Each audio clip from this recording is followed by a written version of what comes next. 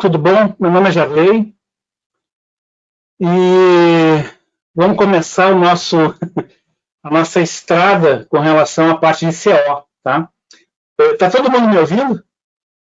Gelson, João, Kleber, se vocês puderem dar ali no chat ou abrir o microfone e falar. Dá para ouvir sim. Tá sim. Maravilha. Bom, muito bem-vindos. Muito bem-vindos. Vamos tentar seguir essa parte aqui focado em CO, né, na área de controladoria, mostrar esses gaps, essas opções, essas oportunidades, né, que a gente está tendo agora no S4HANA. Eu já vi aqui que esses aqui são os participantes, né, Selma, Luiz, Oswaldo, João, Oberdan, Oyama, Luiz Gustavo, Pedro, Gelson, William, Genilson, Cristiano e Vanessa. Pelo que eu vi, só tem dois caras de CO, né? Que é o Gelson e o Genilson. O Genilson chegou agora, só para me encontrar. Então, o Genilson, que é CO, e o Gelson, que é CO também. O pessoal é PP, SD, MM, né? FI. Então, a gente vai mostrar o gap, trabalhar no gap. Eu entendo que vocês já têm bastante experiência nos módulos de vocês, esses módulos que vocês comentaram.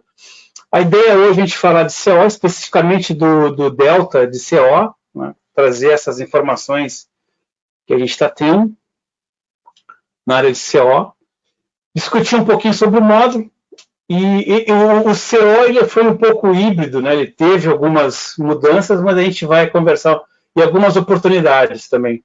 Vocês devem ter visto ao longo, desde o início aí da nossa estrada, né, essa visão 360 que nós pudéssemos visualizar todo o projeto, né, ter uma visão de todo o projeto e de todo um projeto, né? Então vocês devem ter percebido lá no FI que teve muita alteração, muita mudança, CO relativo, PM, tem alguns módulos que não teve mudança nenhuma, como PM, QM, foi muito pouco DMS, né?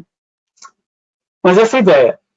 Bom, eu também coloquei lá na pasta de vocês, a gente tem uma pasta lá, né? Então eu procurei colocar lá na pasta umas coisas que eu acho que são importantes.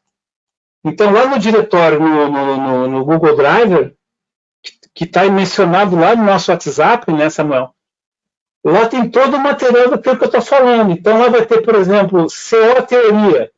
Eu procurei colocar muitos materiais, livros, principalmente esse aqui do Padovese. O Padovese é um cara aí que ele é meio consenso nessa área de controladoria, de contabilidade, mas esse livro do Padovese ele é muito legal porque ele fala sobre todos os métodos de custeio que tem, né? ABC, processo, e muitas das questões ligadas ao Brasil. Então eu coloquei lá para vocês isso. E também muito importante algumas questões da norma brasileira de custo. Quando a gente está falando de controladoria, assim como quando a gente está falando de financeiro, a gente tem que estar lá no FI, tem que começar pela lei das SAs, 8766. Aqui a gente também está falando muito dos CPCs, a questão de estoque, de custo. Por que o Brasil tem essa forma de custeio, né? Que são essencialmente permitidos no Brasil o FIFO, o média móvel e o standard, que são os custos permitidos para o Brasil. E é importante a gente saber isso, ter essa relação, apesar que o SAP ele permite FIFO, LIFO, ABC, né? Tem vários tipos de custeio no SAP, já standard permitidos, né? Que a gente pode configurar no próprio sistema. Eu procurei colocar a teoria porque eu acho que é interessante, e eu vou dizer uma coisa para vocês, tem gente aqui que o pessoal que é MM, PP, tudo é financeiro, gente. Tudo acaba no sistema, um sistema como o SAP, que ele é integrado, e ele é mais importante do que integrado, e ele é online, tudo é custeio. O SAP nasceu lá em 75, né, por volta de 75, justamente vocacionado para essa parte de custo, de financeiro. As primeiras integrações, as primeiras entregas do SAP foram voltados para a área financeira. E depois começou a incorporar as questões logísticas, né? Então, eu sempre costumo dizer que lá, quando a gente está fazendo um cenário, configurando um cenário, seja o cenário que for, como tudo acaba contabilizando, é importante ter sempre a validação do pessoal da controladoria, do pessoal da área de finanças, que esse pessoal sempre deu o chamego final, né? Em algumas áreas, depois a gente vai estar discutindo um pouquinho o papel, que eu sei, no Brasil, por exemplo, o MMUSD acaba lidando muito com impostos, né? Mas lá fora não é assim, né? Lá fora, a parte de impostos, de definição de impostos, ela é toda feita pelo cara de FI, porque ele tem a relação contábil. Então, a B40, a VCOA, VK01, OBIC, ele faz o tax code e já faz também toda a parte contábil. Então, lá fora, quem faz isso é FI. E se vocês olharem na árvore lá do Customize, né, a árvore de tax code está embaixo. Rita não está aqui na relação. Rita, desculpa, que tu não está na minha relação aqui. Obrigado, Rita, desculpa. Então, o que acontece? Lá fora é muito comum ter essa referência, né? E CO, até a gente se discutiu há um bom tempo as questões de controladoria estratégica e tudo mais. Então, eu procurei colocar lá para vocês, inclusive o CPC, a CPC 16, o CPC 16, em relação à parte de custeio de estoque, impacto em imposto de renda, e essas coisas que eu acho que é interessante que a gente saiba como é que, pronunciamentos técnicos, né, como é que a gente transforma aquilo do SAPES, né, na teoria, até para que a gente possa, lá na reunião de projeto, a gente possa discutir com conteúdo, discutir com com um pouquinho mais de conceito, né? Eu entendo que, essencialmente, no projeto, começa pelo conceito e deriva para a configuração. É importante, mesmo que seja alguma coisa óbvia, né? E tudo, em algumas empresas, a gente tem área de controladoria muito forte nas empresas, a responsabilidade desse controller de poder, tudo que tiver ligado a custo, inclusive algumas análises, não vai ter isso aqui um pouquinho, agora tem até um módulo que eu não coloquei aqui, que é o Predictive Accounting, onde a gente dá um poder para o controller muito forte, de ele poder estar verificando o impacto de custo, impacto de uma nova operação, né?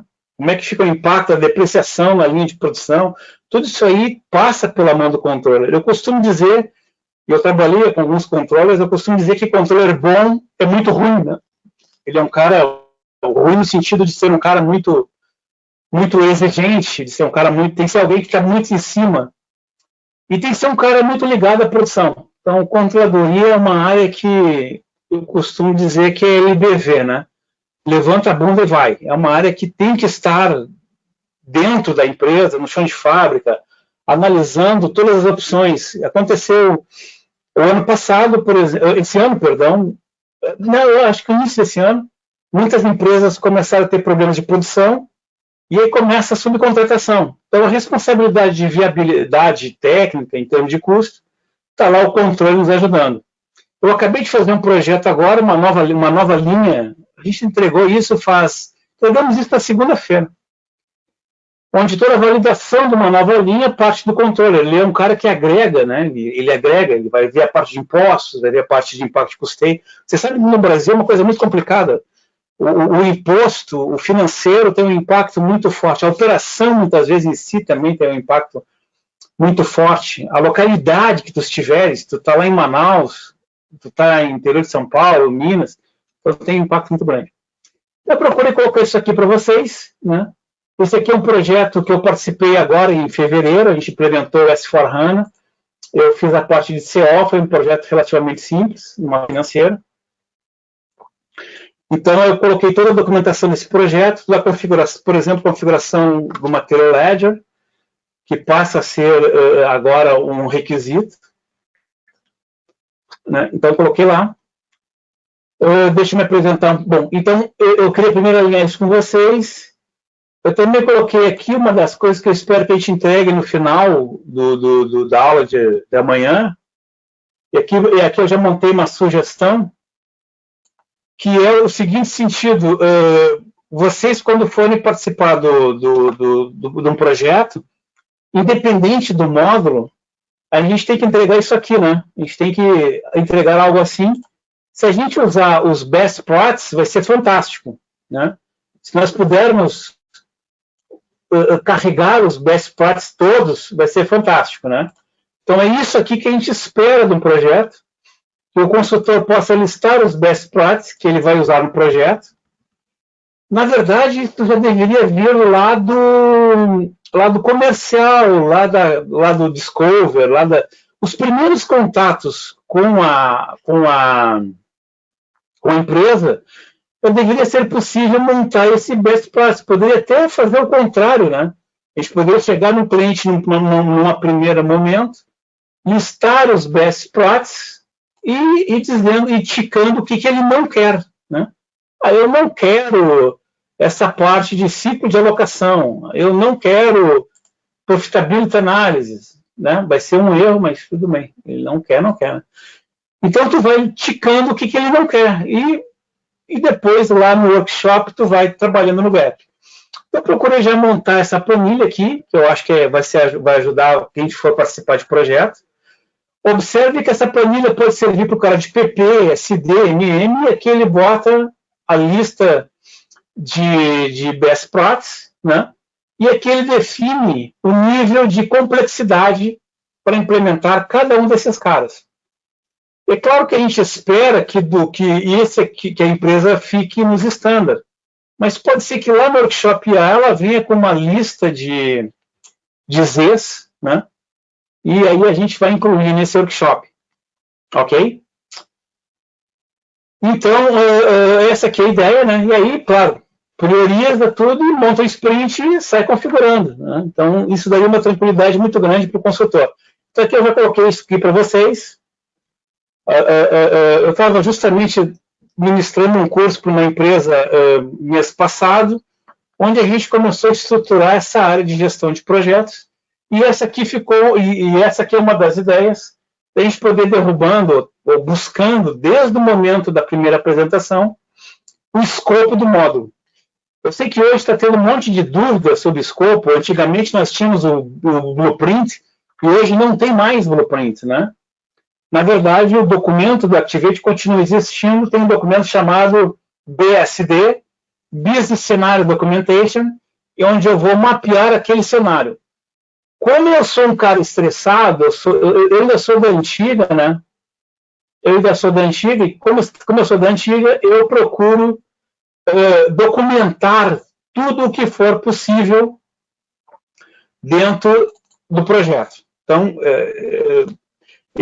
a SAP recomenda o Business Solution Document, né, o BSD. Não é aquele blueprint enorme que nós fazíamos antes, que era um troço fantástico, né? Mas a SAP recomenda que tu tenhas esse documento de parâmetros, esse documento de cenário de negócio. E é isso que eu procuro fazer.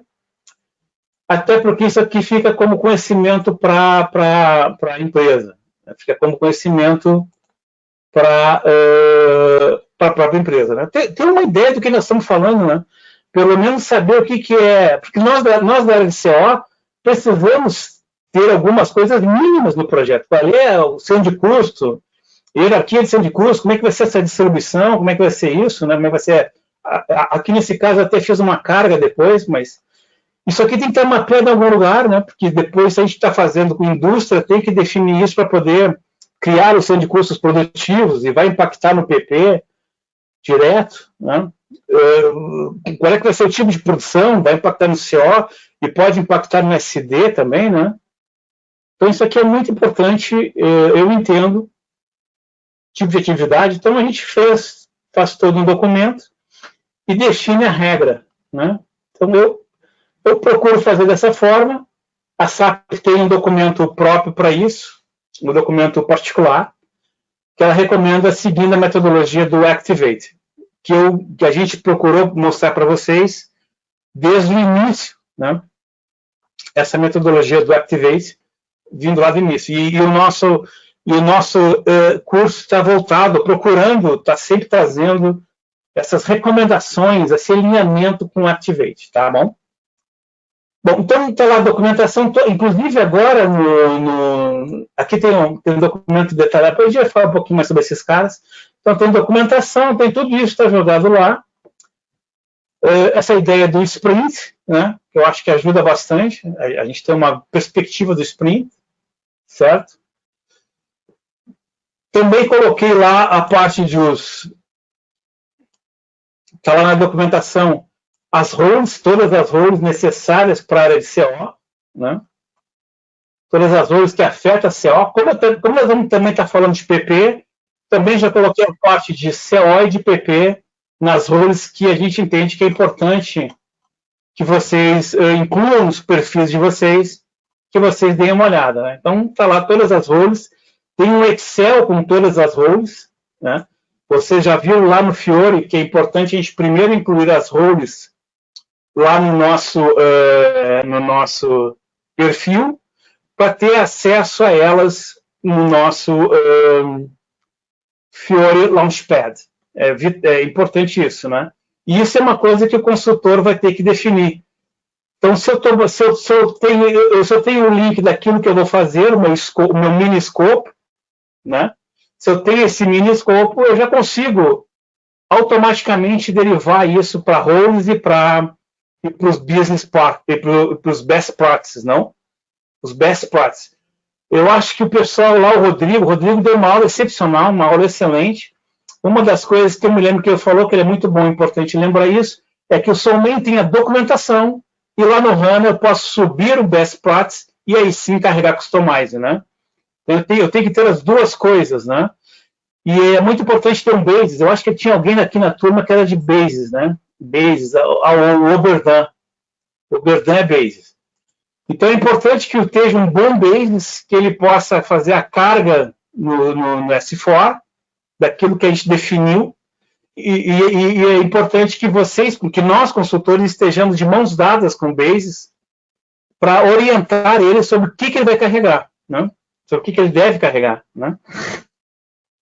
Ele vai estar ali do lado da gente. É claro que se a gente puder mapear tudo isso aqui antes, eu simplesmente entrego um documento para o Basis e ele baixa a cabeça e vai fazendo a carga lá no S4 para a gente, né?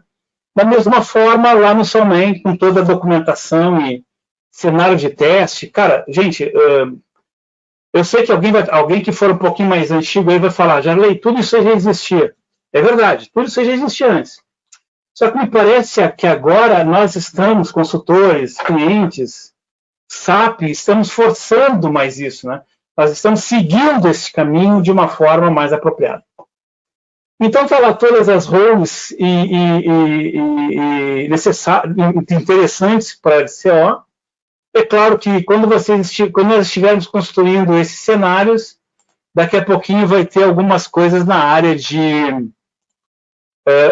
algum Z ou outro, né? Esse projeto mesmo que eu estava participando, de repente, no meio do projeto, o pessoal pediu um relatório para ser enviado para o Banco Central. Um Z, não tinha o relatório que eles haviam solicitado. Então, não tem arrego, né? Temos que... É um Z, né? Então, é por isso que tem o Workshop A e o Workshop B, né? Workshop A, a gente monta aquilo que a gente acha que é necessário, e no Workshop B, a gente, então, inclui os Zs e aí faz a apresentação final para a diretoria, né? Para a gestão, né? Por isso que tem os dois workshops, acho que foi muito bem ressaltado lá no curso de Activate. O professor de Activate é um cara manja pra caramba, né? E eu vou dizer uma coisa para vocês, a Activate está sendo muito cobrado, né? Muito cobrado, muito solicitado. Bom, lá eu também coloquei uma das coisas que eu acho importante é com relação a, por exemplo, as tabelas e a relação de tabelas de PP e CO, né? Já em alguns modelos antigos e novos, integrações.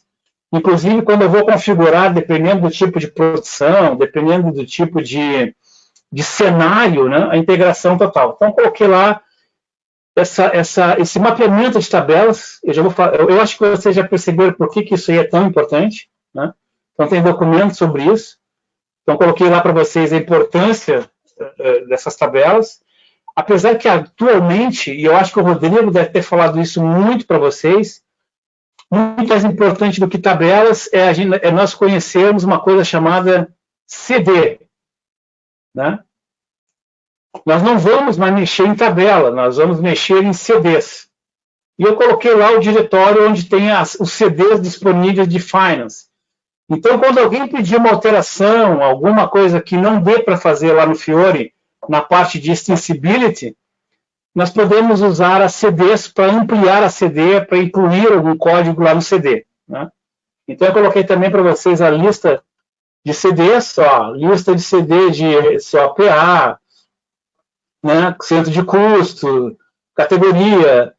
Então, procurei colocar para vocês, para quando a gente for montar alguma especificação funcional, poder utilizar essa relação nova das CDs, que é uma coisa tão importante quando nós estivermos fazendo a nossa especificação funcional, né? Perdão, a nossa especificação técnica, né? Eu sempre procuro dividir EF de ET. E ET é uma coisa engraçada. Hoje mesmo no nosso grupo tinha uma solicitação de vaga para CO, se não me engano, para São Paulo, onde ele pedia que o técnico fosse responsável pelas EF e também pelas ETs, né? Eu gostaria de recomendar fortemente para vocês este livro aqui do Paul Ovigeli, do Paul. Esse meu sobrenome eu não sei como é que pronuncia direito. E esse livro é muito bom, tá certo? Muito interessante. E também tem um conjunto de literaturas muito interessantes aí para vocês, lá na SAP Press. Se vocês forem fazer certificação, esse livro aqui, o Financial Accounting, ele é o Certification Guide, ele dá muita dica sobre a certificação na área porque está acontecendo uma coisa que já vamos conversar um pouquinho, entre o FI e CO. Então, sugiro esse livro aqui para tirar a certificação, né? E tem curso e tem livro para caramba, muitos livros muito bons na área de CO, né? Tem eu gosto muito desses livrinhos, tem uns livrinhos rápidos, né? Eu acho que esse aqui é o estilo dele, que é uns EBIT, né? Esses aqui, eBytes, né?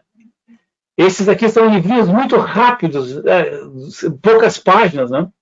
Então, eu recomendo fortemente que vocês... E são baratos esses livros, né? Uma outra coisa que eu recomendo para vocês é a Expresso Tutorial. A Expresso Tutorial tem livros muito bons. Inclusive, tem um livro muito bom que é o Delta de CO, né? Eu tenho visto o pessoal falando, CO não tem nada, né? CO não deu nada, CO não mudou nada, não sei o quê. Não é verdade, e é o que eu espero que a gente possa ver aqui, tá? CO tem bastante mudanças, tá? Muitas vezes o pessoal não usa essas mudanças, mas tem bastante mudanças. E eu coloquei lá aqui no material para vocês um vídeo que mostra só as mudanças de CO, né? Estou comparando, é um livro de uns 40 minutos ali, onde tem as mudanças de CO, né? E também tem... Deixa eu ver se eu encontro aqui, controlling... Aqui, ó.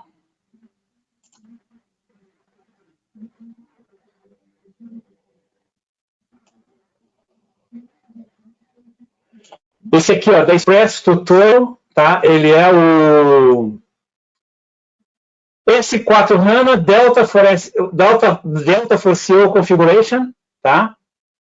Ele é muito bom e a Express Tutorials ela é muito interessante, porque tu pode assinar por um ano, dá em torno de R$200 e ter acesso a todos os livros, né? Então eu recomendo que vocês deem uma lida nesse livro aqui da Expresso Tutorial, que é o Delta de CO. Tem muita coisa que vocês não vão usar em projetos. Eu estava agora há pouco falando com o Samuel sobre uma opção dentro do SAP chamada Transfer Price. Existem dois tipos de Transfer Price. O que tem dentro do CO já é o Transfer Price entre plantas interno, né? É um valor administrativo que a gente acrescenta quando está transferindo material de uma planta para outra. um custo, um delta administrativo, e isso já tem nativo dentro do próprio SAP, né? E tem um outro transfer price, que é mais ligado à área fiscal, que esse não tem, que é quando eu importo e exporto material, que eu tenho que, inclusive, mandar um relatório para a Receita Federal. Mas é importante saber qual é o tema, né? De qual é o transfer price. Então, esse outro já tem, e tem algumas melhorias neste transfer price, que esse livro destaca um pouquinho mais, tá? Bom, meu nome é Jarley, trabalho desde 2000 com SAP, comecei lá nos módulos logísticos, onde a primeira integração, pelo menos que a SAP nos disse, a primeira integração usando RFC foi a gente que fez, né? Eu desenvolvi ela integrando QM, o módulo de QM com o SAP, né? A gente tinha um espectrômetro, isso foi um projeto lá na Gerdau, entre a área de aciaria e o SAP, e eu acabei desenvolvendo, imaginem, alguns de vocês acho que nem eram nascidos, a gente acabou fazendo Visual Basic, né? Então, integrando direto com o SAP. Né? E foi usando a primeira vez que se usou RFC, pelo que a SAP disse, foi a primeira vez que se usou RFC na América Latina. Tá bom? Então, trabalho há um bom tempo, gerenciando projetos e também nos módulos, essencialmente nos últimos tempos, com os módulos de PP e CO. Né? CO desde 2010, né? Só desde 2010, eu comecei num projeto numa empresa americana, e aí incorporei e fui à luta com esse módulo.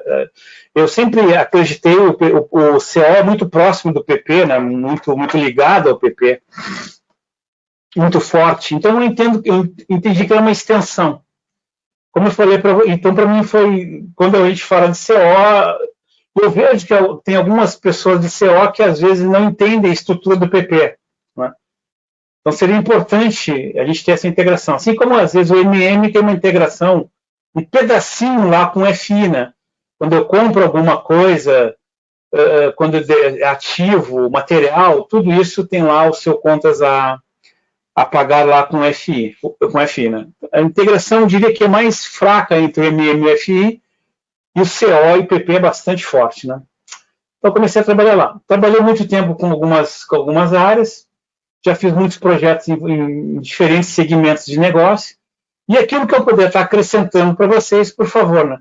Por exemplo, no agronegócio, a gente fez um projeto aí no Paraná, não sei se alguém aqui é do Paraná, Santa Catarina. O pessoal de Paraná e Santa Catarina usa muito o modelo de custo similar ao custo por processo, custeio por processo, né? Que na Alemanha se desenvolveu um chamado RKW. E ali no Paraná, o pessoal acabou pegando o RKW e tem alguns professores que desenvolveram outras ideias sobre o RKW, né? E desenvolveram uma metodologia muito própria de custeio ligado à produção, com essa visão de processo. E a gente fez um projeto lá onde nós tivemos que, para poder contemplar o custeio, o CO, usando o RKW, a gente teve que mexer nas fórmulas de PP para poder fazer essa integração de visão de custeio passando pelo... É muito similar ao processo.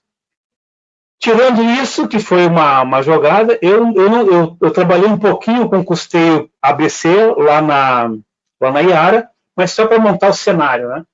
Inclusive, vocês devem saber que existe uma ordem de produção em CO, né, feita lá na KKF1, e é para quem não tem PP. A empresa que não tem PP...